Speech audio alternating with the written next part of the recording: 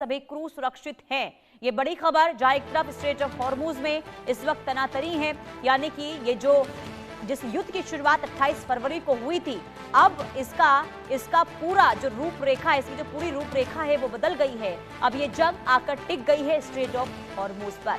इसके पीछे की वजह यह है कि अमेरिका की ओर से नाकेबंदी अभी भी जारी है, तो दूसरी तरफ ईरान इसे लेकर बार बार हिदायत दे रहा है अमेरिका को कि अगर अमेरिका की ओर से नाकेबंदी नहीं हटाया जाता है तो इसके बाद ईरान इसे लेकर कोई सख्त कदम उठाएगा। और कई विशेषज्ञ ये मान रहे हैं कि हो सकता है कि जो नाराजगी, जो तेवर इस वक्त ईरान का देखने को मिल रहा है, इसके बाद हमले भी हों। लेकिन बड़ी खबर यह है कि एक बार फिर से स्ट्रेट ऑफ हॉर्मूज में जहाज पर हमला हुआ है।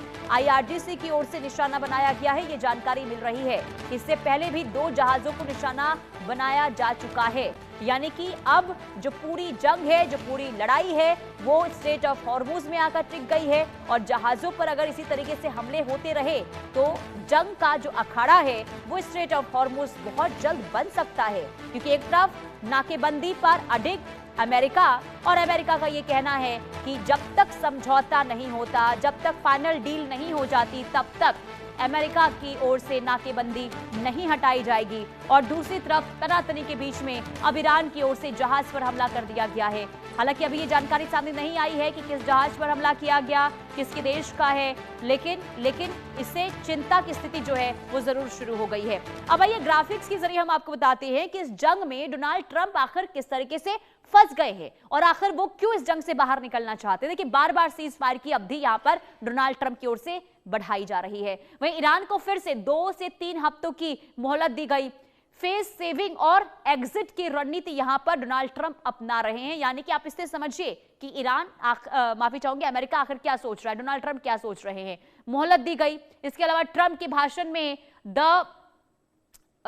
में भी देखिए यहां पर जो है जो तमाम चीजें लिखी हुई नजर आती हैं, वहीं जंग से छुटकारा पाने की यहां पर छटपटाहट जो है वो डोनाल्ड ट्रंप के अंदर देखने को मिल रही है। ट्रंप की बातों में रणनीति और नदारद थी, यानी कि डोनाल्ड ट्रंप जिस मंशा के साथ, जो उनकी एक रणनीति थी कि कैसे ईरान पर पूरी तरीके से कंट्रोल किया जाए, इससे बिल्कुल अब जो है विफल नजर आ रहे हैं डोनाल्ड ट्रंप। यानी कि उनको पता है कि जो उनकी रणनीति थी, जो प्लानिंग थी, उसमें वो सफल नहीं हुए हैं। और ऐसे में अब सीज फायर को लेकर ये बड़ी जानकारी हम आपको बता रहे हैं कि सीज फायर की अवधि जो है बढ़ा दी गई है, मोहलत बार बार दी जा रही है। और ये कहा जा रहा है कि ईरान को हमने बातचीत का समय दिया है, ईरान को नए प्रस्ताव बनाने का हमने समय दिया है, ये डोनाल्ड ट्रंप कह रहे हैं। यानी कि आप जो ये बयान बार बार बदले जा रहे हैं डोनाल्ड ट्रंप की ओर से, इससे आप ये समझ सकते हैं कि डोनाल्ड ट्रंप ये चाहते तो हैं कि इस जंग से अब किसी भी तरीके से किनारा कर लिया जाए, बाहर निकल लिया जाए, लेकिन आखिर कैसे, ये बहुत बड़ा सवाल है। क्योंकि अगर सीधे तौर पर डोनाल्ड ट्रंप ये कहते हैं कि हम इस जंग से पीछे हट रहे हैं,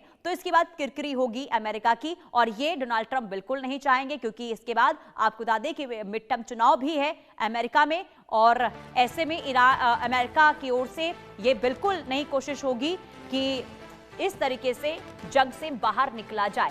और इसलिए माना जा रहा है कि अलग अलग तरीके से यहां पर रणनीति अख्तियार हो रही है डोनाल्ड ट्रंप की ओर से। और अब सीज फायर की जब अवधि बढ़ाई गई है अनिश्चित काल के लिए, यानी कि समय सीमा नहीं बताई गई है, ये कहा गया है कि जब तक समझौता नहीं हो जाता, जब तक बातचीत नहीं हो जाती, तब तक ये सीज फायर जो है वो लागू रहेगा।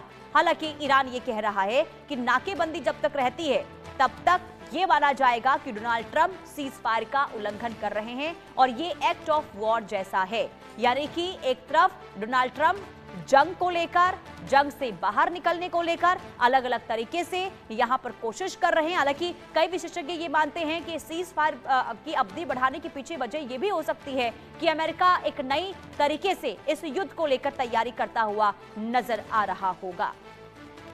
और इसी बीच एक और बड़ी खबर, ईरान यूएस युद्ध पर राजनाथ सिंह का बड़ा बयान सामने आया है। भारत की मध्यस्थता को लेकर बोले राजनाथ सिंह, संभव है आने वाले दिनों में भारत भूमिका निभाए, ये राजनाथ सिंह कह रहे हैं। प्रधानमंत्री मोदी ने दोनों पक्षों से बात की है और हर चीज का वक्त होता है, तो ये बड़ा बयान है रक्षा मंत्री राजनाथ सिंह की ओर से। और उन्होंने ये कहा है कि संभव है कि आने वाले दिनों में भारत की भूमिका भी सामने आएगी। सही समय पर सही वक्त पर चीजें जो है सामने आती है और प्रधानमंत्री नरेंद्र मोदी ने दोनों पक्षों से बात की है। तो क्या वाकई में इस युद्ध में भारत की ओर से कोई बड़ा कदम उठाया जा सकता है? क्या भारत मध्यस्थता करता हुआ नजर आएगा?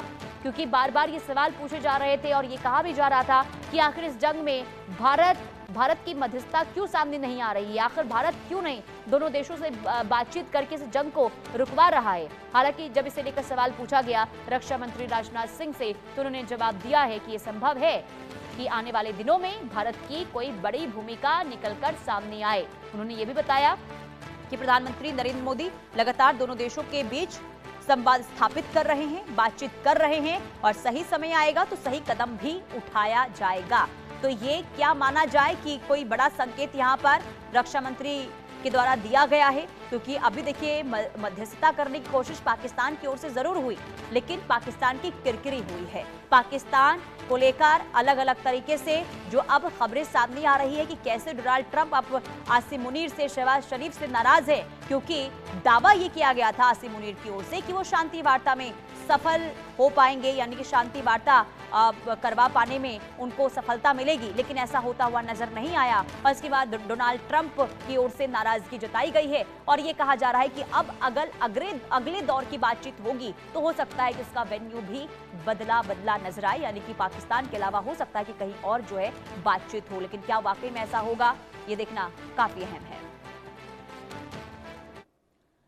आगे बढ़ते इधर स्ट्रेट ऑफ हॉर्मुज को लेकर बड़ी खबर। हॉर्मुज खोलने को लेकर ब्रिटेन ने बुलाई है अहम बैठक। ब्रिटेन और फ्रांस समेत 30 देशों की बैठक होगी और बैठक के दौरान हॉर्मुज की रणनीति पर चर्चा होगी। ये बड़ी खबर हम आपको बता रहे हैं कि स्ट्रेट ऑफ हॉर्मुज से ना सिर्फ देखिए ईरान को नुकसान हो रहा है, ना सिर्फ अमेरिका इसमें फंसा है, बल्कि आपको बता दें कि कई देशों को इससे खामियाजा भुगतना पड़ रहा है, क्योंकि स्ट्रेट ऑफ हॉर्मुज जो एक अहम तेल मार्ग, अगर उस पर नाकेबंदी की गई है अमेरिका की ओर से, अगर स्ट्रेट ऑफ हॉर्मुज बंद हुआ है ईरान की ओर से, तो इसका खामियाजा कई देशों को भुगतना पड़ रहा है। और यही वजह है कि ब्रिटेन की ओर से अब एक अहम बैठक बुलाई गई है जिसमें 30 देश शामिल होंगे। स्ट्रेट ऑफ हॉर्मुज को लेकर आगे देशों की क्या रणनीति होनी चाहिए, आगे इस दिशा में क्या कदम बढ़ाए जाने चाहिए ताकि स्ट्रेट ऑफ हॉर्मुज पर जो इस वक्त कई देश निर्भर है, अगर स्ट्रेट ऑफ हॉर्मुज नहीं खुलता है तो आखिर क्या आगे वैकल्पिक रास्ते होने चाहिए, इसे लेकर हो सकता है कि इसमें चर्चा हो। लेकिन आपको ये बता दें कि स्ट्रेट ऑफ हॉर्मुज बंद होने की वजह से काफी नुकसान हो रहा है। इस वक्त अर्थव्यवस्था कई देशों की बहुत ज्यादा खराब होती हुई नजर आ रही है, क्योंकि तेल को लेकर, एलपीजी को लेकर कई देशों में स्थिति जो है वो इस वक्त बद से बदतर होती हुई दिखाई दे रही हैं। हालांकि जब ईरान ने स्ट्रेट ऑफ हॉर्मुज खोलने की बात कही थी तो इसके बाद राहत की सांस ली गई थी और ये माना जा रहा था कि एक बार फिर से हालात जो है वो पटरी पर आ जाएंगे, क्योंकि जहाजों की आवाजाही जो है वो सुनिश्चित हो पाएगी, बिना किसी रोक टोक के देशों में जो जहाज हैं वो पहुंच पाएंगे, जिन जिन देशों के जहाज इस वक्त स्ट्रेट ऑफ हॉर्मुज में फंसे हुए हैं।